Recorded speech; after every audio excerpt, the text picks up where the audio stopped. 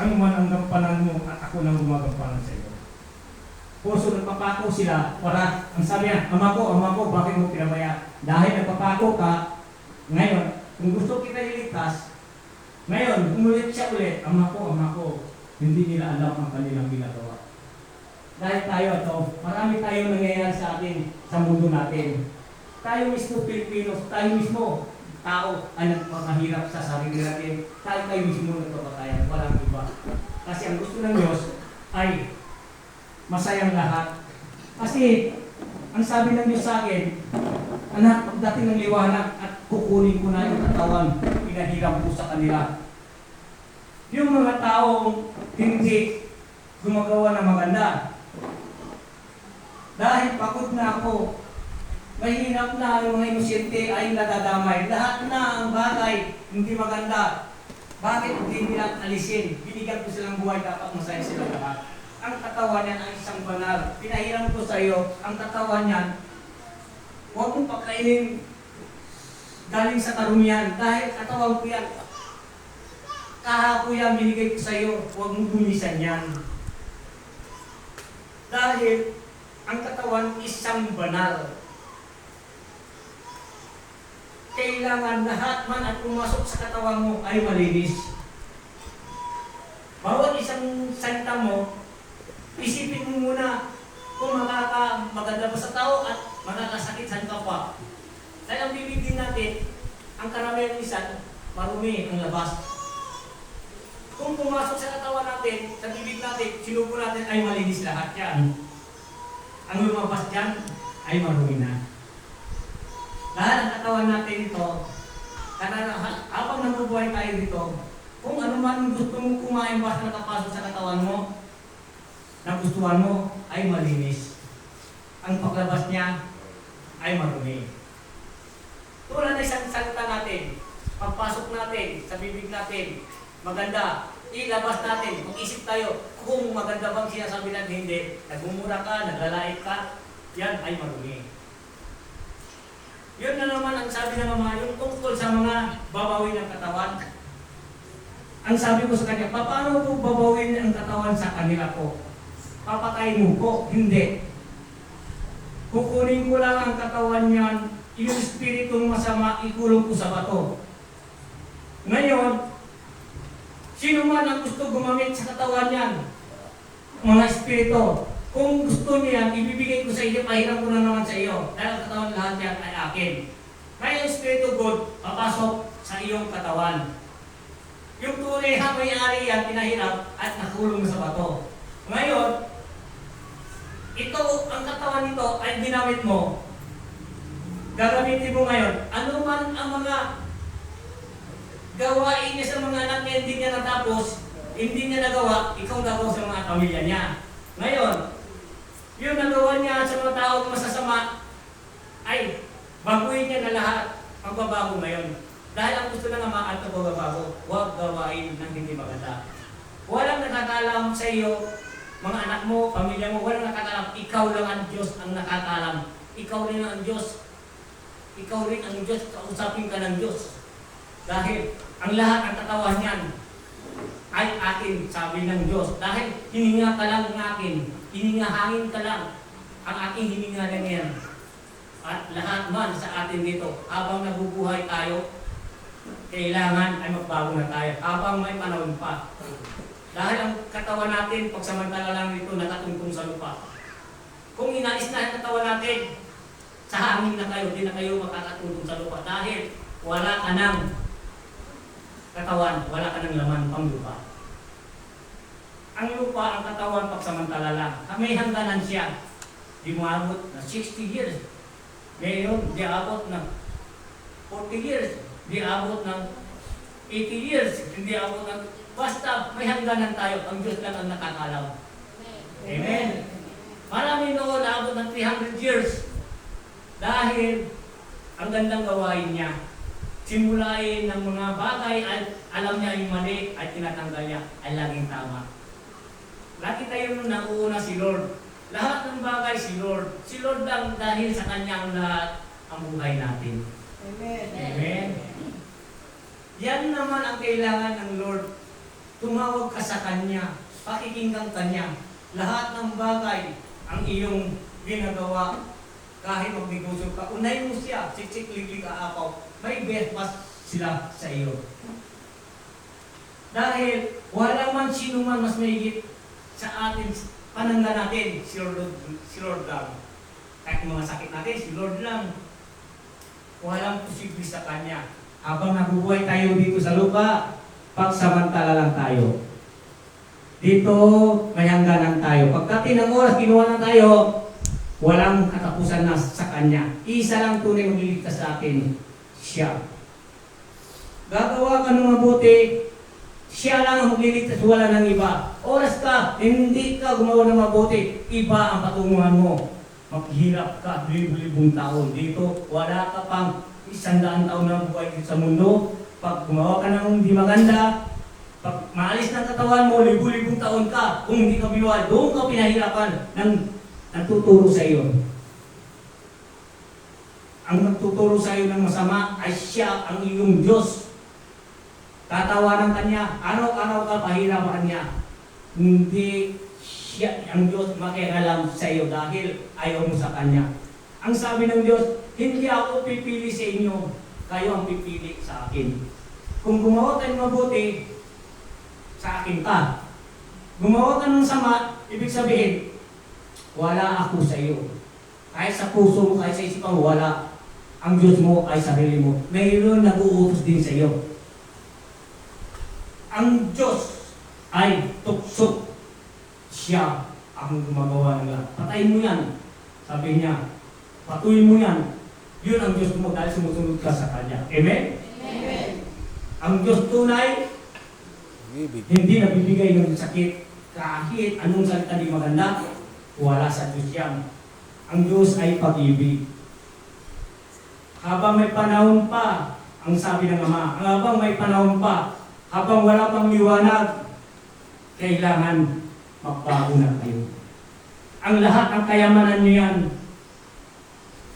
ay babalik sa lupa. Hindi mo madadala sa langit. Ang tunay mo madadala ang iyong pagmamahal, ang iyong pag-ibig, ang iyong pagbabago. Siya ang tunay niyong kayamanan. Walang isang kusing madadala niyo doon.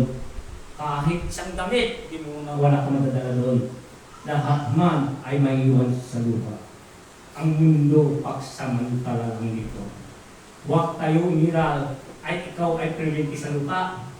Di mo alam, bukas pangalawa ay na-stroke ka, bukas pangalawa nagkasakit ka, siya pa rin ang tatawagin mo, wala nang iba. Dahil siya ang tunay na medicine, siya ang tunay na doktor.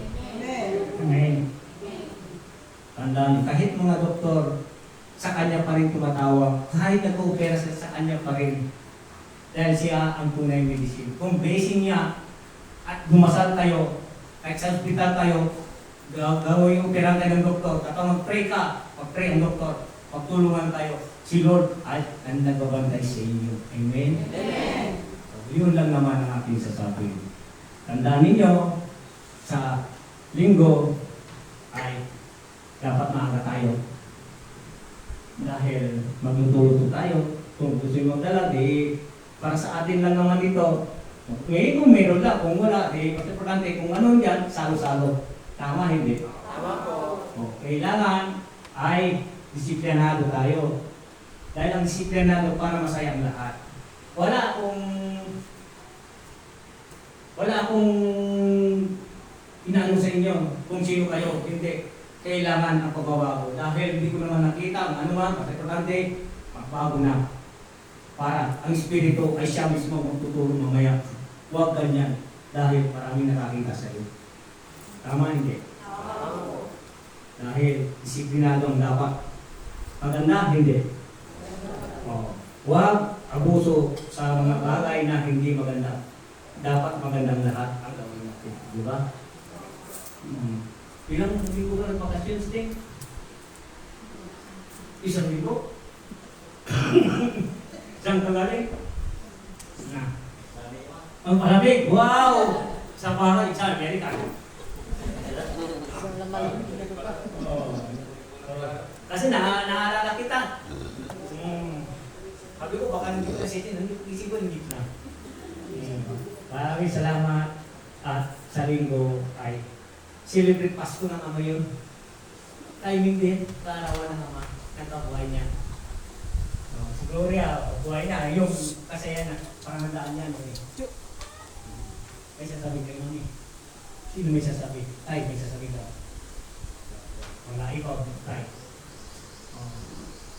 Kayo, meron kayo sasabihin. Wala kayo din sasabihin. Wala. Kasi kanina, pumunta ako sa Manawa. Basta pinapunta lang ako doon, mayroon lang dalawa pala manggagamot, manghihilo. Taga-La Union daw sila yun. Ngayon, sabi niya ako lagi, ay kung magpahilot ako, gumagano ko ngayon, magpahilot ako. Hanggang nagpapahilot ako sa kanya, sige magpahilot ako. Ngayon, hinilot niya ako. Sabi, 2 taon ka na din magpakita dito. Sabi namin, 2 taon ka na din magpakita dito. Siyempre, mamasya lang ako sa inyo, pamilya ko kayo. Pag-hilo sa akin, sabi niya, ano sabi niya ba? Tumayong balahibo niya ako. Pag-hawak sa akin, tumayong balahibo niya. Sabi ko, maraming salamat. Ikaw lang humawak sa kamay ko. Marami ako rin doon, hindi ko pinapahilot. Ikaw lang. Tapos, magbabayad kami, ayaw magbabayad.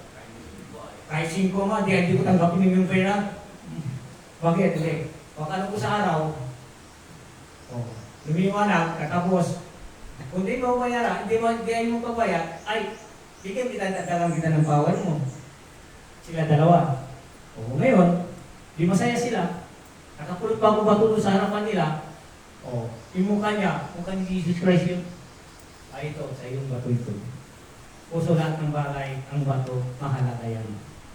Mayroon panahon at darating yun. Ang lahat yan, ng oras ng gagamitin na sila, yung mga bato nyo, iilaw yan. Baka matataranta kayo sa dami ng mga bato nyo. Amen? Amen. Dahil ang bato yan, mahalaga yan. Mas malaga pa sa buhay ninyo. Dahil yun ang bato yan, kaligtasan. Pasalataan ninyo, kung liliwanag yan, at pati kayo ay liwanag. Dahil kukunin kayo mga angel at bibigyan kayo ng mga bagay ng karapat para sa inyo. Pasalataan nyo yung bato yan galing sa langit. Kaninong mayari, alam nyo sino ni? Ang mayari ng bato? Sa tato, mga dito at inipon na para piliin ang mga taong ay dapat ililigtas. Ang bato yan, siya ang ililigtas mo. Ang Diyos lang at ako ang nakapanag.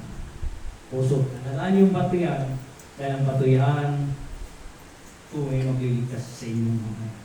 Hindi niyo malalaman ngayon pagdating ng bagay, darating ng hindi kadumal-dumal mga sakuna. Sila ang gagalaw. Matataranta kayo ay silang gagalaw. Dahil sila ay tutulong sa inyo. Amen? Amen. Yun ang nagpalaga ng bato. Basta huwag niyong baliwalain ng bato. Dahil ang bato yan galing sa Diyos. Pinaghirapan yan. Pinagpulot yan para ay yung binigay sa inyo para sa inyo yan. Dahil hindi mo alam, maraming kasaysayan ng bato. Dahil ang bato ang siya sandakan ninyo. Amen.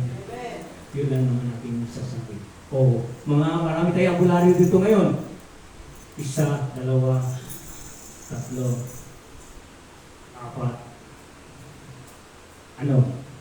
Ayaw nyo ba? Ayaw magdamot? Sino ba ang may mga kagamitan? Ngayon, mga apostolis ni Jesus at siya ay magagamot ngayon. Si Jesus, ang sabi nila ay patay na.